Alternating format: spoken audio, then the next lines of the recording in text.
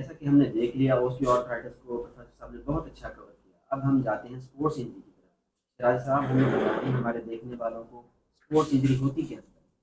अस्सलाम वालेकुम। First of all thank you, आपने इस प्रोग्राम में हमें इनवाइट किया।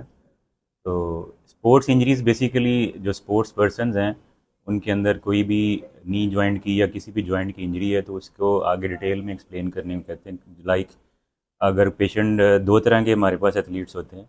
एक प्रोफेशनल एथलीट्स हैं जिनके मसल्स और जिनकी बोन्स ऑलरेडी डेवलप्ड हैं उस स्पोर्ट्स एक्टिविटी के लिए। सेकंड नंबर पे आते हैं रिक्रिएशनल एथलीट्स या वीकेंड वॉरियर्स जिनको कहते हैं, जिनके मसल्स और बोन्स उस काम के लिए डेवलप नहीं हुए होते।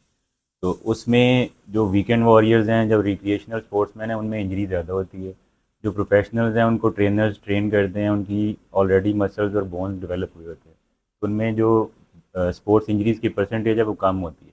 अब स्पोर्ट्स इंजरी बेसिकली जो वर्ड है वो खुद सेल्फ एक्सप्लेनेटरी है कि आपको स्पोर्ट्स के दौरान इंजरी लगे। लाइक आप भागते हुए गिर पड़े हैं, आप किसी के साथ आपकी सरफेस के ऊपर आपका पाँव ट्विस्ट हो गया है, शॉर्ट क्रिकेट खेलते हुए आपका शोल्डर मूव ज़्यादा हो गया है, आपकी फुटबॉल खेलते हुए टैकलिंग करते हुए आपका नी ट्विस्ट हो गया है, रग्बी के अंदर आपके शोल्डर के ऊपर इंजरी हो गई है, या बैडमिंटन खेलते हुए इवन आपका फुट नीचे से स्लिप हो गया है तो आपके नी हिप या किसी भी जॉइंट की इंजरी हो जाती है तो उसको स्पोर्ट्स इंजरी कहते हैं। सर हमें बताएं ये जो है कॉमन है, लोग हमारे पास आ जाते हैं कि मेरी इसको आप कैसे देखते हैं, क्या होता है? स्पेसिफिकली अगर हम नी जॉइंट को टारगेट करें और उसके बारे में बात करें तो जब भी आपका नी जॉइंट ट्विस्ट होगा, लाइक आपका फुट प्लांटेशन के दौरान आपकी लेग सपोर्ट नहीं कर रही और नी आपका ट्विस्ट हो गया, उसमें दो तीन तरह के मेजर इश्यूज हैं जो आ सकते हैं। एक तो उसमें इनिशियली पेशेंट को, कोई भी स्पोर्ट्स पर्सन है उसको पेन स्टार्ट हो जाएगी या उसको कोई पॉपिंग साउंड आएगी, और उसके पेन उस टाइम उसको माइनर अमाउंट में भी हो सकती है या सीवियर अमाउंट में भी हो सकती है। और after the injury, after some time उसको नी में स्वेलिंग स्टार्ट होना शुरू हो जाती है जो कि इंडिकेटिव है उसके अंदर सीवियर इंजरी की। अब अगर हम इसको क्लासीफाई करें नी जॉइंट की स्पोर्ट्स इंजरीज़ को, तो इसमें कुछ लिगामेंट्स की इंजरीज़ हैं। फर्स्ट ऑफ ऑल तो फ्रैक्चर्स को रूल आउट करना है कि आपकी कोई बोन तो नहीं फ्रैक्चर हुई या जॉइंट डिसलोकेट तो नहीं हुआ, जो कि एक मेजर इंजरीज है। अगर इस तरह की कोई इंजरी होगी तो स्पोर्ट्स पर्सन जो है वो ग्राउंड से खुद उसको मूव करने में प्रॉब्लम होगी और पेन सीवियर होगी। सेकेंड नंबर पे आते हैं सॉफ्ट टिश्यू की इंजरीज, जिसमें लिगामेंट्स की इंजरीज हैं और मेनिस्कस की इंजरीज हैं। लिगामेंट्स हमारे जो नी के अंदर जो mainly ACL, PCL, medial collateral ligament या अंदर वाला पट्टा, लेटरल कोलेटरल लिगामेंट या बाहर वाला पट्टा, ये हमारे मेन लिगामेंट्स हैं। और उसके बाद मेनिस्कस होते हैं जो एक नरम झिल्ली होती है, जॉइंट के अंदर होती है। उसका काम होता है घुटने के प्रेशर को, उसके अंदर फोर्सेस को काम रखना। तो ये इंजरीज़ हो सकती हैं। अब जो लिगामेंट्स की इंजरीज़ हैं वो एक लिगामेंट की भी हो सकती है या मल्टी लिगामेंटस भी हो सकता है। अगर सिंगल लिगामेंट है तो जो टूटा होगा, जो मोस्ट कॉमन जैसे एसीएल है, तो घुटना क्या होगा कि नीचे वाला हिस्सा जो है आगे को मूव होगा इससे। अब अगर दो भी टूट सकते हैं इकट्ठे तो एसीएल पीसीएल होगा तो वो नी का ये नीचे वाली बोन है, ये ऊपर वाली, तो नीचे वाली बोन आगे को भी जा सकती है और पीछे को भी जा सकती है। अब इसके जो मेनिस्कस इंजरीज़ हैं वो इसके साथ भी हो सकती हैं और इसके अलावा सेपरेटली भी हो सकती हैं। लाइक अगर मेनिस्कस इंजरी है तो पेशेंट को एक तो पेन कॉन्टीन्यूस रहती है, उसको नी में इफ्यूजन या स्वेलिंग स्टार्ट हो जाती है, या इसकी जो एक मेजर कंप्लेंट है जिसको लॉकिंग बोलते हैं।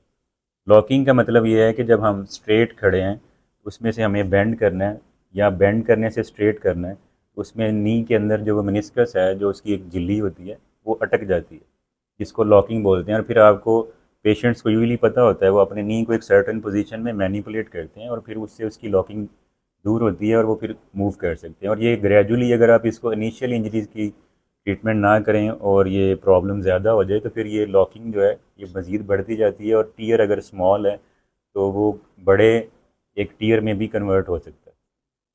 सर हमें कैसे पता चलेगा एसीएल की इंजरी है या पीसीएल की, कौन सा टेस्ट? ये तो पेशेंट्स को हम जब उसकी इनिशियली हिस्ट्री लेते हैं और उसके बाद उसको एग्जामिनेशन करते हैं तो उसमें डिफरेंट किस्म के मेथड्स हैं हमारे ऑर्थोपेडिक एग्जामिनेशन के। जैसे लेटा के घुटने को हम आगे की तरफ खींचते हैं जिसको एंटीरियर ड्रॉर बोलते हैं, या लेगमेंट टेस्ट कर सकते हैं। इसी तरह मेनिस्कस की इंजरी को रूल आउट करने के लिए नी को हम एक सर्टन पोजीशन में रोटेट करते हैं। उसके साथ अगर पेशेंट को उस पोजीशन में पेन होती है, जिसको मैकमरेज टेस्ट बोलते हैं मेनली, तो या उसको लॉकिंग वाली फीलिंग दोबारा आती है, तो वो उसके लिए डायग्नोस्टिक होता है उसके मेनिस्कस इंजरी में। अब जब एग्जामिनेशन हो जाएगा तो सेकेंडली उसके बाद हमें डायग्नोस्टिक सर्विसेज लाइक एक्सरेज तो पहले चाहिए हमें बोन इंजरी को रूल आउट करने के लिए।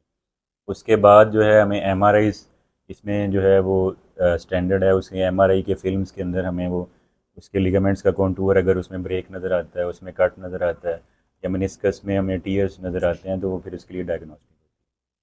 पेशेंट है सर, वो उसकी ये डायग्नोस हो गया है कि एसीएल या पीसीएल की इंजरी। अब हमने उसको मेडिसिन पे डालना है या सर्जरी की तरफ जाएंगे, ये किस तरह हम सोचेंगे? इसमें जो क्वेश्चन है इसमें पहले हम कैटेगराइज करेंगे कि पेशेंट की डिमांड्स क्या हैं।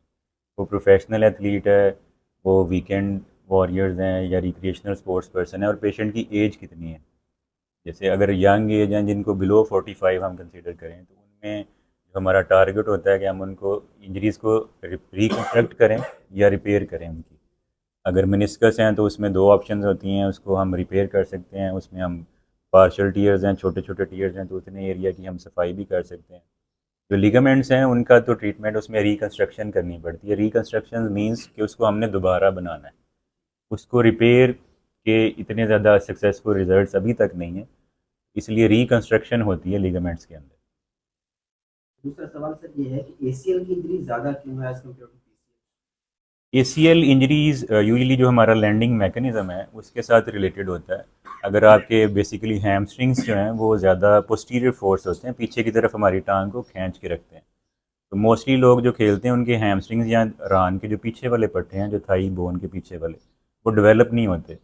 या जो हमारे अगर हम लोकल सेटअप जैसे पाकिस्तान का सेटअप देखें तो ग्राउंड्स इतने अच्छे नहीं बने हुए, तो इसकी जो लैंड और जो लॉन मेंटेनेंस है वो इतनी अच्छी नहीं होती। तो उसकी वजह से जब पाँव लैंड करते हैं और नी ट्विस्ट करता है तो उसके साथ ट्विस्टिंग मैकेनिज्म में एसीएल की इंजरी ज़्यादा होती है long with medial meniscus. Healing does not mean damage never existed. It means damage will no longer control your life. Sir हमारे देखने वालों को बताएं कि कोई उनका take home message. Take home message ये है कि अगर आपने कोई भी स्पोर्ट्स खेलनी है, कोई भी इंजरीज़ को प्रिवेंशन के लिए पहले आपको अपने मसल्स को डेवलप करना पड़ेगा। आपका जहाँ पे आप प्ले कर रहे हैं उसके ग्राउंड की मेंटेनेंस एडिक्वेट होनी चाहिए। उसमें आपके मसल्स अगर अच्छे डेवलप होंगे, लाइक नी के लिए हैमस्ट्रिंग्स का डेवलप होना बहुत ज़रूरी है। क्वाड्स तो अक्सर लोगों के बने होते हैं। क्वाड्स मीन्स जो घुटने के आगे वाले मसल्स हैं, जो पीछे वाले हैं वो हैमस्ट्रिंग्स हैं। तो वो जब अगर आपके अच्छे डेवलप नहीं होंगे तो आपके मसल्स को, नी जॉइंट्स को पकड़ने में दिक्कत होगी। तो वो फिर ट्विस्टिंग जब होगी तो वो उसमें इंजरी के चांसेस ज़्यादा होंगे। उसके अलावा डाइट के अंदर है, डाइट आप अच्छी लें जिसमें कैल्शियम और प्रोटीन्स वाली डाइट होता है कि आपके मसल्स और बोन का स्टॉक अच्छा हो। और थर्डली अगर कोई इंजरी आपको हो जाती है, लाइक अगर माइनर भी है, तो आपने कंसल्ट ज़रूर करना है अपने एरिया में जो आपके ऑर्थोपेडिक्स या स्पोर्ट्स सर्जन हैं उनको आप दिखा लें। क्योंकि बाज़ माइनर टीयर्स होते हैं जो बाद में कन्वर्ट हो जाते हैं फुल थिकनेस टीयर्स में, या मेनिस्कस के स्मॉल टीयर्स कन्वर्ट हो जाते हैं फुल टीयर्स के अंदर।